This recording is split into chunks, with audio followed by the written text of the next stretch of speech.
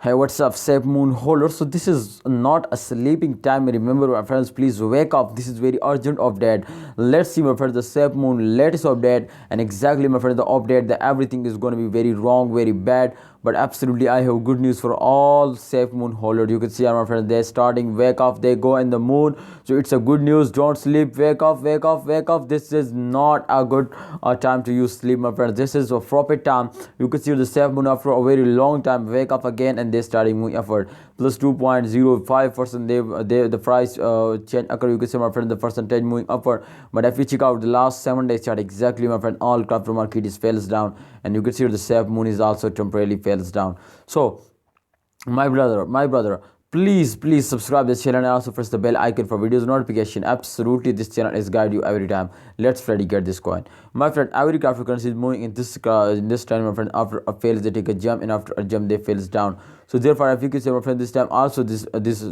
time, you can see they're moving upward.